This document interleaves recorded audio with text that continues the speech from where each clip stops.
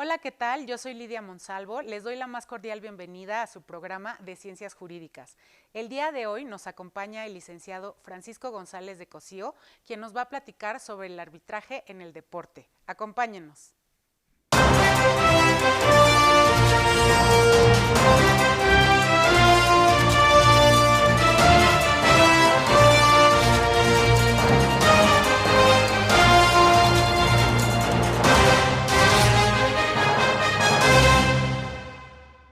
Hola, ¿qué tal? Yo soy Lidia Monsalvo. Bienvenidos a su programa de Ciencias Jurídicas.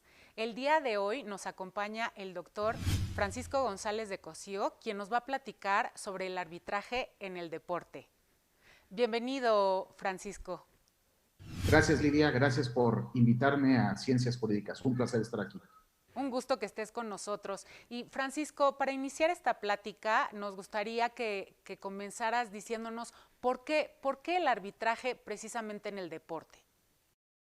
Gracias, Lidia. Gracias por esa pregunta. Fíjate que no quiero dejar de decir que como ejercicio previo a esta plática, vi el video que Ciencias Jurídicas y tú hicieron con Ricardo de Buen y me fascinó lo que lograron. Explica algo que para mucha gente es poco conocido, el Tribunal Arbitral de Sport, Court of Arbitration for Sport, o Tribunal Arbitral de Deporte. Y dada la explicación tan atinada que lograron, las anécdotas y los casos que mencionó Ricardo, yo lo que propongo es que platiquemos un poco sobre qué valor da. Y creo que es importante que quede claro esto, especialmente en el contexto mundial que estamos viendo y el contexto mexicano, porque es un valor muy peculiar que, dadas las características de la industria del deporte mundial, no solo local, sin un TAS, sin un órgano como el que existe, se perdería. Del Tribunal del Arbitraje, ¿verdad? Correcto. Muchas gracias, Francisco. ¿Y este valor, hasta dónde se extiende? Entiendo que eres también experto en arbitraje, arbitraje en general y, por supuesto, dentro del deporte, pero ¿nos podrías enumerar algunas características de valor del arbitraje? ¿Cuáles son los beneficios que tenemos? Con mucho gusto. Mira, el motivo por el cual se ha confiado al arbitraje, y es la forma que creo que pueda aproximarse a este fenómeno, que exista un tribunal arbitral especializado en el deporte, es porque existe una característica de la industria del deporte local e internacional que exigía una forma de resolver problemas que la da justamente el concepto jurídico arbitraje. Y entendido ello, pues podemos pasar al valor. Si quieres, seguimos esa ruta crítica. ¿Qué es arbitraje? Arbitraje es litigio privado. Es hacer lo mismo que hace un juez en tribunales, eso es lo que hace un árbitro, pero ante una persona privada, un particular, en vez de un juzgador estatal. Es decir, los árbitros aplican el derecho como lo haría un juez. Un árbitro no medía, un árbitro no concilia, un árbitro no ayuda a las partes a negociar. Un árbitro lo que hace es aplicar el derecho como lo haría un juez de cualquier jurisdicción. El valor que da el arbitraje y por qué se le confió los problemas del deporte al arbitraje, tiene que ver con el mundo del deporte, con cómo está, con la actividad lúdica, cómo un jugador tiende siempre a la mundialidad o a la universalidad, siempre quiere, después de que es un campeón local, luego en su escuela, y luego en su colonia, y luego en su ciudad, y luego en su país, inevitablemente voltea a ver el mundo, quiere ese nadador, ese esgrimista, ese lo que sea, quiere ser el mejor del mundo. Y Claro. entonces pasa a un plano internacional donde no existe una jurisdicción, sino existe casi 200 jurisdicciones que dicen cosas distintas. Y es un mosaico muy variado. A mí me gusta decir a mis alumnos que es una especie de caleidoscopio que tiene tantos regímenes como países hay, que algunos tienen un derecho al deporte, como es el caso de México, muchos no tienen un derecho al deporte, sino hay un régimen administrativo, hay autoridades administrativas, o no hay. Y entonces, ante esta variación o este sinuoso mundo en el que vivimos, que queremos que haya una actividad que nos involucre a todos, nos encontramos con estándares y regímenes jurídicos distintos.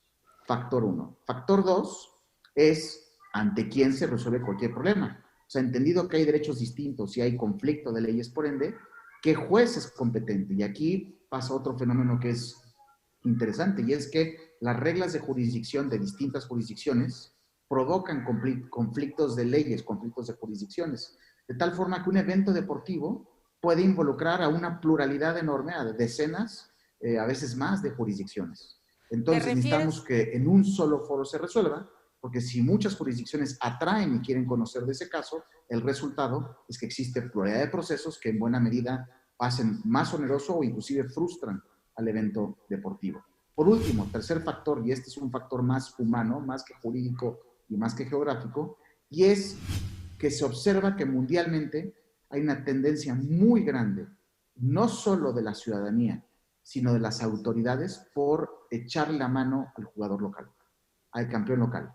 Como hay un orgullo nacional, un ejemplo nacional en ganar una competencia internacional, la experiencia enseña que hay una serie de pasos que personajes con influencia o autoridades con poder u otro tipo de personas están dispuestas a ejercer para lograr darle una ventaja al jugador local, inclusive en algunos casos cubrir algunos pecadillos que pueden estar cometiendo, como puede ser doparse. Entonces, esta triple circunstancia tiene como resultado que si no existiera un TAS, el resultado es que es muy difícil lograr no solo una competencia no disruptiva o no entorpecida por algún evento jurídico, sino además ideales importantes del movimiento deportivo. Por ejemplo, el fair play. Fair play suele interpretarse, entre otras cosas, como igualdad de circunstancias. ¿Cómo va a haber igualdad de circunstancias cuando el mundo tiene tantos derechos aplicables como países hay y con frecuencia en forma distinta? ¿Cómo va a haber fair play si alguna autoridad o juez estatal o persona influyente local puede estarle dando una ventaja a un jugador? Entonces eso es lo que explica que exista la necesidad de que exista un solo lugar donde se ventile y decida las controversias, y por eso se ha confiado desde los 80s esta actividad al Tribunal Arbitral de Deporte. En el TAS. Y ha de ser muy complicado también dedicarse al arbitraje, ¿no, Francisco? Ser árbitro, porque tiene que ser uno muy siguiendo, vaya pues, las reglas para precisamente no dar ventaja, como tú bien mencionabas, a una parte o a la otra, ¿no? Lo cual incluso puede ser hasta natural.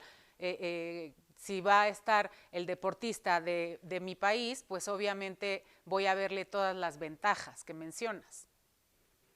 Es complicado, pero es estimulante. Es una materia apasionante el arbitraje. Es, sinceramente, en mi opinión, lo que el derecho debió haber sido, porque lo que se logra con el arbitraje es como las partes escogen al árbitro, y el árbitro suele ser un especialista, y son procesos muy esbeltos, muy flexibles, muy eficientes. El resultado es que el nivel de discusión suele ser muy elevado, muy inteligente. Entonces, eso regresa al tema de exigente. Para ganar en un caso de arbitraje, hay que no solo tener la razón, hay que ser un buen abogado, hay que ser un buen persuasivo, buen ponente, hay que ser en verdad, estar muy preparado en su expediente, y va uno a enfrentarse a personas igual de preparadas, a árbitros que suelen ser personas muy destacadas, como es una labor muy buscada por muchas personas y muy honrosa. Generalmente son los intelectos más destacados los que acaban como árbitros. Entonces implica que dos buenos abogados con un caso complejo se enfrentan ante un intelecto destacado y lo quieren persuadir que el interés que ellos defienden es el que asiste el derecho. Y eso es apasionante.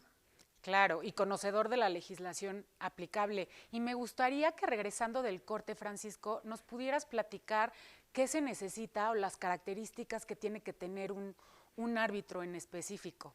Así es que vamos a un corte, no se vayan.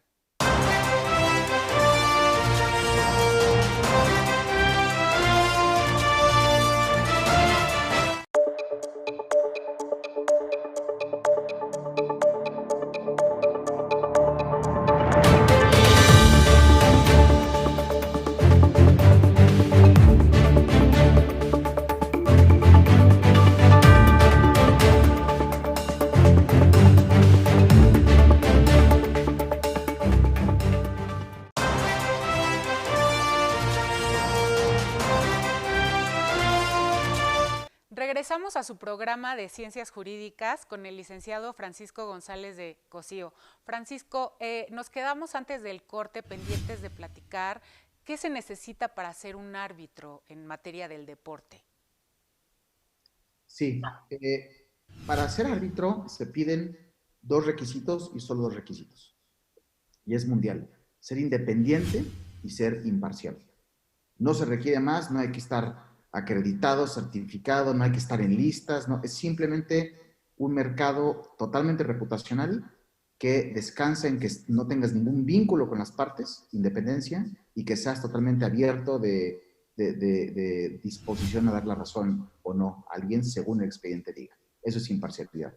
Para ser árbitro deportivo, además de estos dos requisitos, como el Tribunal Arbitral de Deporte cumple la función que hablamos antes de la pausa, la forma en que ha buscado cerciorar que existe esta pericia y que hay una serie de entrenamientos que se siguen para estar enterado de temas técnicos que cumplen esta función, tiene una lista cerrada de aproximadamente 250 árbitros de todo el mundo, en la cual solo las personas de esas listas pueden ser designadas árbitros. De tal manera que, si uno quiere, contestando tu pregunta, Lidia, ser árbitro deportivo, debe de alguna manera estar involucrado en el mundo deportivo o estar especializado en arbitraje y que el TAS lo invite. Es más de invitación que ir a tocar una puerta. Ah, qué interesante, Francisco, que te tenga que invitar entonces para formar parte de esta lista. Sí. Y Francisco, ¿nos podrías platicar de algún caso en el que hayas tenido injerencia o que conozcas para nuestro auditorio?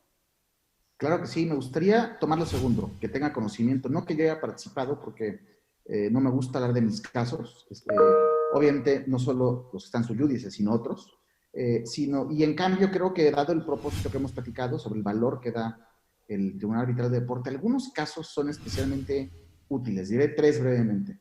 El caso es más, voy a ir increciendo en lo impactante que son. Hay un caso, y que lo mencionaron con Ricardo de Buen en la última sesión, que se llama el caso Peternelli, y ese es uno de mis favoritos de toda la historia del TAS, porque es una negativa a dejar participar a un jinete en las Olimpiadas en Londres 2012, que fue recurrida. Y el laudo es un laudo de 7 páginas, es un laudo brillante, es un laudo que yo creo que decidió lo correcto, pero además dice cosas muy útiles. Esta persona que no se le permitió, que no calificó, recurrió diciendo, pero a ver, si el criterio que dice el reglamento son estos elementos, el más calificado soy yo, y aquí te lo demuestra. Entonces pregunta, ¿por qué no me elegiste? Lo que uno cuando lee el laudo percibe, pero nunca sale a relucir porque el laudo se ciñe a lo jurídico, Sí. es que hay algún tipo de favoritismo. ¿Ibas a decir algo, Lidia? No, está perfecto. Que hay algún tipo de favoritismo, no sé, es el yerno de alguien poderoso, vaya uno a saber, pero sí te das cuenta que las autoridades del país relevante era Sudáfrica, que no designaban al jinete Peternel, así se llama quien recurrió, había algo ahí extraño. Entonces él lo recurre, él demuestra que tiene razón y gana. Pero luego, y aquí es donde se pone muy interesante el caso, lo que dice Sudáfrica, sí, me obligas a que vaya Peternel por Sudáfrica, pues como es mi discreción mandar gente, decido no ejercer mi discreción. Yo recuerdo cuando estaba leyendo ese laudo que dije, ya, pobre del señor Peternel, porque esto es muy difícil manejarlo. Y lo que hizo el tribunal arbitral en ese caso fue analizar el régimen y concluir que sí, es discreción de ellos designar como parte de la familia, así lo dice, de las Olimpiadas, el papel que juegan es conociendo el mercado local de jinetes, cuál es el más calificado, pero si no ejercen esa discreción, existiendo una persona calificada, es derecho de esa persona a participar. Entonces decidieron y ordenaron a las autoridades deportivas que estaban participando en las Olimpiadas que quien era bienvenido por Sudáfrica era ese jinete. Entonces es un caso que a mí, yo no sé qué opinas, Lidia, de él, pero era muy sutil lo que había que manejarse, muy complejo lo que había que decidirse, y el resultado es que es en base a los méritos del reglamento, no el vínculo que tenga con alguien, no producto de un favoritismo, que tiene o no un jugador el derecho a participar. Y ese caso, por eso a mí me fascina. Es un caso de muy pocas luces y fanfarrias, pero es poderosísimo el mensaje que hay atrás. Hay Pero otros es, dos que tengo en mente, pero Lidia, no sé si te gustaría que platiquemos algo sí, más. fíjate, se me hace muy delicado este tema tan subjetivo, ¿no? De quién es la persona ideal para participar, porque como decías, se puede incluso dar este favoritismo, pero puede ser nada objetivo, pues, ¿no? Depende de la percepción incluso de la persona que lo esté eligiendo. Entonces, ¿qué probanzas podrías tú presentar para decir, esto es favoritismo al 100%. Gran pregunta. En ese caso, se redujo a una cuestión jurídica de si tiene derecho o no a participar. Pero hay casos, y he tenido, y como mencioné, no voy a hablar de mis casos, pero ha habido unos en los cuales la prueba es muy difícil. ¿Y cómo decides ante pruebas imperfectas, ante pruebas indirectas? Nunca tienes, o infrecuentemente tienes una, como dice en inglés, un smoking gun. Eso es precioso, es un tema maravilloso. Pero lo que dices es muy cierto, cómo puede ser producto de influencia, de poder. Hay otro caso que me gusta mucho por el tema de poder, no sé si quieres que lo aborde, que es el dopaje ruso. Claro, adelante, Francisco. Como probablemente vieron en medios hace unos años, y hay una serie de series que Netflix tiene, se llama Icarus, se descubrió que en Sochi había habido una campaña de dopaje, de doping, es decir, de consumir drogas que mejoran el desempeño de un atleta, que cuando se empezó a averiguar qué sucedió, se encontró cosas muy peculiares, a tal grado que son 14 laudos que han surgido de todo ese problema, pero lo que dicen es que es el evento de la historia del deporte que más ha desacreditado el deporte, es el más grave. ¿Y qué sucedió? Después de las Olimpiadas de Londres, el señor Putin quedó muy insatisfecho por el desempeño de los deportistas rusos. Acto seguido, ganaron la licitación o toda la gestión para que las siguientes Olimpiadas fueran en Sochi y empezaron a construir un área donde iba a tener lugar todo el evento deportivo que tenía la siguiente característica, y es que estaba escondido de los planos oficiales un cuarto confidencial en el cual había un laboratorio donde tenía lugar todo un esfuerzo que hizo las autoridades rusas y otras personas para cambiar las muestras de dopaje, son muestras de orina, que daban previamente a doparse los atletas, para que cuando durante la contienda deportiva den sus muestras, en ese cuarto lo que hacían a través de lo que llamaban un mouse hole, un hoyo de ratón, intercambiaban las pruebas. Entonces, atleta X de origen ruso daba su muestra y al momento de darla, las switchaban, las intercambiaban en el hoyo de ratón, y el que oficialmente se probaba era la misma muestra de orina de ese jugador, pero antes del dopaje. Se demostró que no fue dopaje de los jugadores, de los atletas, sino fue el Estado el que lo hizo. Lo que hizo es un caso dramático, y el resultado fue que descalificaron al país Rusia de las Olimpiadas. Todo lo que eso ha significado y cómo a través del Tribunal Arbitral de Deporte se ha logrado manejar una crisis tan delicada que permita que las personas que disfrutan del deporte puedan saber que quien está ganando, o sea, en verdad se lo merece, no está dopado, es el gran valor, y esto regresa a tu pregunta inicial de toda esta plática, el gran valor que da el Tribunal Arbitral de Deporte. Claro, de que estemos todos los deportistas en igualdad de condiciones físicas, ¿no? Mentales, supongo, psicológicas, en fin. Si quieres, andaremos en esto, Francisco, al regresar del corte.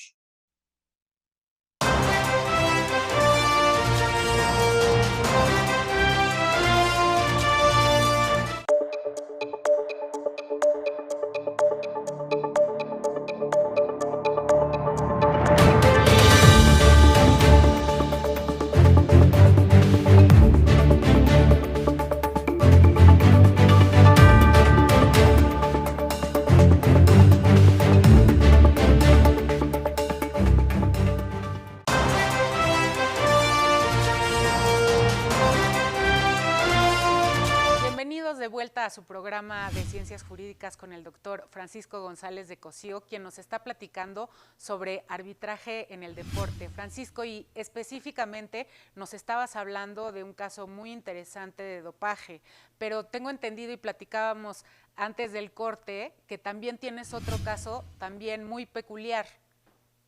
Sí, escogí 3 para platicarles, para ilustrar el punto que queremos en esta conversación transmitir, que es que imbuyes el Estado de Derecho en el deporte.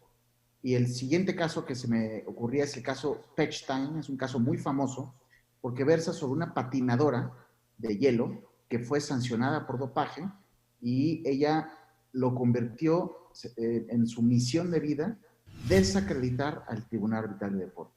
Me recuerda esa película de Liar Liar que lo que dice dice en algún momento el actor principal, voy a poner el sistema en juicio. I'm going to put the system on trial. No sé si recuerdan esa frase. Pero el caso de arbitraje deporte, que la ira de esta persona fue tal que quiso tumbar todo el sistema, fue Pechstein. ¿Y qué sucedió con ella? Una vez sancionada por dopaje, se dedicó a desprestigiar el TAS, a atacarlo primero ante el Tribunal Federal Suizo, luego ante tribunales de Alemania, ella es alemana, luego ante la Corte Suprema de Alemania y luego ante la Corte de Estrasburgo. Y fue una saga que tuvo durante muchos años preocupado al TAS porque iba en verdad por todo y porque además en el camino pasaron ciertos, si me permiten, zigzags de decisiones. Hubo, por ejemplo, una corte de Hamburgo de primera instancia que sostuvo que el TAS no tenía jurisdicción porque la cláusula de arbitraje, conforme a la cual se fundaba la jurisdicción del tribunal que conoció del problema, era inválida porque la organización deportiva con la que firmó para participar, firma como funciones que los jugadores llenan su formato, dicen voy a esquiar o voy a boxear o voy a nadar, o cualquiera que sea el deporte, y viene ahí una cláusula de arbitraje TAS. Mundialmente así funciona. Entonces ellos lo que sostenían es que si un jugador quiere, en este caso, patinar, no puede no someterse a la jurisdicción, de tal forma que hay un tema de problema de consumidor, e inclusive lo argumentaron como un tema de competencia económica. Y el Tribunal de Primera Instancia de Hamburgo sostuvo que había poder monopsónico, o sea, el ejercicio de poder monopsónico de la organización deportiva, el que resultaba en que Pechstein no tuviera opción más que firmar la cláusula y por ende no es una cláusula derivada de un libre consentimiento, sino que está forzada y dice que no es válida. Eso se corrigió en segunda instancia y en la Suprema Corte y lo llevó a la Corte de Estrasburgo y emitió la Corte de Estrasburgo lo que es para mi gusto una de las grandes decisiones del mundo sobre el tema de cómo entender el arbitraje y el arbitraje deportivo, ambas. Y es la saga de Pechstein. Explica cómo el tribunal arbitral es un tribunal para efectos de la Corte Europea de Derechos Humanos, que se reúne el requisito de independencia, perdón, de imparcialidad que existe en esa carta, y cómo el arbitraje lo logra de una manera, colma todos los requisitos que los derechos fundamentales, inclusive transnacionales, exigen de este tipo de organismos. Francisco, y entonces estos tres casos, ¿qué nos dejan? ¿Qué nos podemos llevar de estas tres situaciones que nos acabas de platicar? Propondría, Lidia, que el gran corolario de Peternel, Pechstein, el dopaje ruso, entre otros, es que gracias a que existe un órgano como el Tribunal Arbitral de Deporte, puede uno confiar en que se imbuye el Estado de Derecho en espacios que de otra manera no tendrían o Estado de Derecho o eficacia o estarían capturados a veces por grupos de interés, con frecuencia por poderosos locales. Ese es el gran valor que dan. Hoy por hoy un jugador, que mencionabas el ejemplo de una persona como tú, que a lo mejor quiere hacer un ejercicio y de repente entra al plano internacional, ¿cómo sabe esa, por ejemplo, nadadora, que si ella no se dopa y el incentivo es muy grande, es muy fuerte, porque la competencia es enorme, ¿cómo sabes que el chino no se va a dopar? O el no por decir nada en contra de los chinos, cualquier nacionalidad. La única tranquilidad que te da es que hay un régimen enérgico, eficaz, basado en principios, o sea, derecho, que va a cerciorar que todos no se dopan. Y entonces no te dopas. Pero si no ocurre eso, si no tienes ese régimen, el incentivo natural, de hecho, la estrategia dominante de una persona que va a concursar internacionalmente es doparse, porque todos se dopan y nadie los cacha. Y esto que estoy diciendo no es producto mío, este es un argumento que se ha dicho en algunos casos de ciclismo más recientes, en los cuales pide clemencia. El atleta dice, Mayano, me dopé, pero por favor no me descalifiquen de por vida, es lo que vivo. Para mí es mi vida el ciclismo. Claro. Lo que comunica el que se usan los argumentos es cómo era una práctica expandida tolerada, porque no había mecanismos para recurrirla, para disciplinarla, y esos mecanismos ahora ya están dados por el Tribunal Arbitral de Deporte. Gracias al Tribunal Arbitral al Deporte, pero te escucho, Lidia. Sí, no, perdón, Francisco, es lo que supongo da certeza al deportista, ¿no? Que se está preparando para alguna competencia. Eso es lo que iba a decir, o sea, que me comiste las palabras, lo cual me fascina. Este régimen estricto, basado en derecho, hace que si tú firmas, por ejemplo, un contrato de una relación deportiva con un club, lo que dice el contrato es, no tienes o puedes confiar en que no depende de la buena voluntad de alguna otra persona, se hace cumplir. Y hay casos muy dramáticos. Yo Sí, he tenido sí. algunos muy dramáticos que no los puedo tocar, por eso prefiero tocar otros. Sí, Francisco, y supongo que no solo debe estar consciente el deportista de estos lineamientos que marca el TAS, sino también su equipo, ¿no? Su entrenador y estas personas que lo ayudan a competir. Absolutamente. En los casos de deportes que son de equipos, el que sancionen a uno puede incidir en todos los demás, o sea, lastima a todos. Francisco, y como conclusión a nuestra plática, ¿qué le podrías decir a nuestra audiencia? Pues la conclusión que yo les propondría, porque he oído algunas críticas en algunos foros al TAS y las críticas cuando uno las examina, se da uno cuenta que no están motivadas exactamente en lo que pasó, que hay una perspectiva o predisposición negativa. Y mi explicación de ello es que no se conocen y que no se han dado cuenta de lo que se logra. Es un valor muy importante. Entonces, la respuesta a tu pregunta, mi comentario a la gente que nos haga el favor de escuchar es que el TAS cumple una función muy importante y esa función es una que debemos repetir, es decir, debemos apoyar y no obstruir, apoyando instituciones como el TAS, apoyando el arbitraje, inclusive no solo en deportes, sino en otras áreas.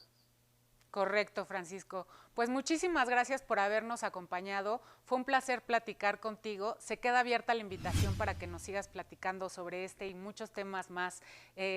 Nos despedimos de su programa Ciencias Jurídicas y les recordamos que estén pendientes de nuestras redes sociales bma-tv.mx. Los invitamos a compartir también este video. Hasta luego.